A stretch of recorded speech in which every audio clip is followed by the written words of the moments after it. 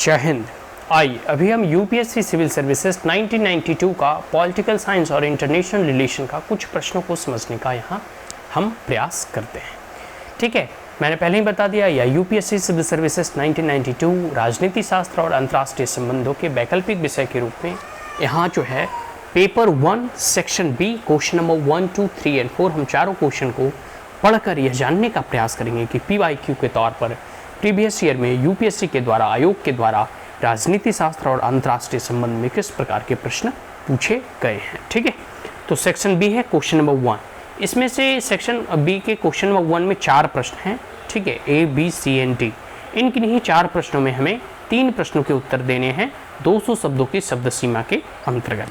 ठीक है, तो comment on any 3 of the following in 200 words etch.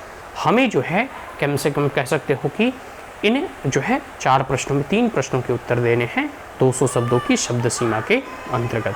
Question number 1A, theory of capitalist enrichment. ठीक है, Capitals enrichment. देखो, कैपिटल्स एनरिचमेंट की जो थ्योरी है इससे क्या अभिप्राय है, इसके ऊपर आप कमेंट करें। ठीक है, अब क्वेश्चन नंबर 1B है कि the 42nd amendment of the constitution of India, Bharat के 42वें संशोधन, इसे मिनी कॉन्स्टिट्यूशन के तौर पर भी समझा जाता है। तो भारत का 42वां संशोधन से क्या अभिप्राय है, इससे आप क्या समझते हैं, इसके ऊपर आप कमेंट करें। इसके अंतर्गत क्या क्या संशोधन हुए हैं और इसके क्या प्रभाव पड़े हैं, ठीक है, इसके बारे में आपको लिखना है। और आगे theory of circulation of elites, circulation of elites से क्या समझते हैं, इसके बारे में आपको कमेंट करना है। कैसे देखोगे, इतनी पार्टी सिस्टम होते हुए कि जैसे भारत में ही डेमोक्रेटिक सिस्टम मान के चलो, तो यहाँ डायनेस्टिक डेमोक्रेसी है कि मतलब एक की सरकार आती है, दूसरी की सरकार चली जाती है और कुछ ही परिवार के लोग का पूरे के पूरे देश में कब्जा है। ठीक है, जैसे संसद का बेटा संसद बन रहा है, मुख्यमंत्री का बेटा मुख्यमंत्री बन रहा है, प्रधानमंत्री का बेटा प्रधानमंत्री बन रहा है। हाँ, बीजेपी और मोदी जी को छोड़कर, क्योंकि इनके जो है कह सकते हो कि पार्टी में उतना जो है एक प्रकार से कह सकते हो ना कि आप परिवारवाद की स्थिति नहीं है, लेकिन अन्य जगह आपको देखने को मिल सकता है। ठीक है, और बहुत सारी छोटी बड़ी पार्टियां हैं जिसमें कि ऐसा नहीं होता, जो बाकायदा जैसे जेडीयू वगैरह है तो उसमें मतलब कोई वैसा पार्टी पॉलिटिक्स परिवारवाद के अकॉर्डिंग नहीं चलती है। लेकिन अन्य जितनी सारी पार्टियां, तो उसमें एक इलीट होते हैं, इलीट वर्ग होता है, वही जो है पूरे पार्टी और सत्ता के ऊपर कब्जा करता है, सरकार में बार बार वही आता है। ठीक है, आगे है 1D, personality factor and party system in India. देखो, पर्सनालिटी फैक्टर क्या होता है, जैसे नेहरू की अपनी एक करिस्मेटिक पर्सनालिटी थी। ठीक है, उसी प्रकार जो है इधर अभी देखो नरेंद्र मोदी की अपनी एक करिस्मेटिक पर्सनालिटी है कि नहीं। तो करिस्मेटिक पर्सनालिटी, ठीक है, मतलब एक लीडरशिप क्वालिटी कहते हैं, एक पर्सनालिटी होती है व्यक्तित्व, कि उस लीडर का कैसा व्यक्तित्व है। इसके साथ साथ पार्टी सिस्टम, भारत में किस प्रकार की पार्टी सिस्टम है, तो मल्टी पार्टी सिस्टम है। तो इन दोनों के बारे में आपको कमेंट करना है 200 शब्दों के अंतर्गत। तो क्वेश्चन नंबर 1 का A, B, C and D हो गया, क्लियर हो गया। अब हम क्वेश्चन नंबर 2 हम जानने का प्रयास करेंगे। Can modern democratic institution be insulated from inter oriented politics discuss. देखो, जो आधुनिक लोकतांत्रिक संस्थानें हैं, ठीक है, लोकतांत्रिक संस्थानें जो आधुनिक है, मतलब आधुनिक लोकतांत्रिक संस्थानें हैं, क्या उसे इस प्रकार से इंटर ओरिएंटलिस्ट पॉलिटिक्स के तौर पर देखा जाता है या इंस्टॉल किया जाता है। ठीक है, इसके बारे में आपको डिस्कस करना है। सबसे पहले तो आपको यह जान लेना चाहिए कि मॉडर्न जो है लोकतांत्रिक और आधुनिक लोकतांत्रिक और मॉडर्न डेमोक्रेटिक इंस्टीट्यूशन क्या हैं और जो है इंटर ओरिएंटेड पॉलिटिक्स से क्या अभिप्राय है। इन दोनों को आप जानेंगे तभी आप इस प्रश्नों के उत्तर लिख सकते हैं, इन दोनों के ही कंटेक्स्ट में। ठीक है, क्वेश्चन नंबर अब 3 देखते हैं कि tradition is not always incompatible with modernity.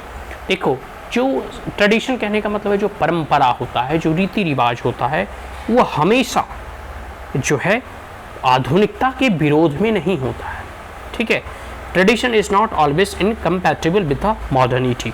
Comment on the statement with reference to modernization trend in Indian policy. और इस परिप्रेक्ष्य में कि जो परंपरा है वो हमेशा जो है आधुनिकताकरण की विरोध में नहीं खड़ा होती, कई बार एक दूसरे के वो सहभागी भी होती है, कई बार जो है विपक्ष में भी होते हैं, कॉन्ट्रडिक्टरी होती है। तो दोनों का रिलेशन बहुत ही कॉम्प्लेक्स इन नेचर है। लेकिन आपको इन कथनों से यह निर्धारित करना है या बतलाना है कि भारत के परिप्रेक्ष्य में जो नीति का निर्धारण है उसमें क्या परिवर्तन देखने को मिल रहे हैं। तो ये क्वेश्चन नंबर 3 क्लियर हो गया। इस क्वेश्चन को मैं फिर एक बार पढ़ देता हूँ। Tradition is not always incompatible with modernity, comment on the statement with reference to the modernization trend in Indian policy. ठीक है, हो गया। अब हम क्वेश्चन नंबर 4 पढ़ते हैं कि majority in legislatures does not necessarily contribute to the stability of the state government in India discuss. देखो, मेजोरिटी इन लेजिस्लेचर कहने का मतलब है, मान लो कि आप विधायिका में, जैसे अब केंद्र सरकार में जो है लोकसभा होती है, तो जिस भी पार्टी की लोकसभा में बहुमत है वो अपनी सरकार बना लेती है। ठीक उसी प्रकार राज्य की अपनी अपनी सरकारें बनती है, तो वहाँ जो है वहाँ की जो विधानसभा है, ठीक है, वहाँ का जो विधानसभा है उसमें जिस भी पार्टी की या जिस कोलाइजन गवर्नमेंट की बहुमत होती है वहाँ वो अपनी सरकार फॉर्म करती है, फ्रेम करती हैं। तो इसमें कहा जा रहा है कि अगर आपका लेजिस्लेचर में बहुमत है तो ये जरूरी नहीं कि सरकार स्टेबल होगा। कहने का मतलब है, मान लो जो कोलाइजन गवर्नमेंट होती है, हंग असेंबली होती है, कोई बाहर से सपोर्ट करता है, कोई भीतर से सपोर्ट करता है, बहुत सारे ऐसे फैक्टर होते हैं एक सरकार को चलाने में और उसे स्थिर रखने में। ठीक है, कई बार जो है बनी बनाई सरकार भी बिगड़ जाती है, पार्टियां टूट जाया करती हैं। ठीक है, बातें समझ में आ रही है। यही सब सारी चीज़ें इसमें कहा जा रहा है कि जो मेजोरिटी इन लेजिस्लेचर है does not necessarily contribute to the stability of the state government in India discuss.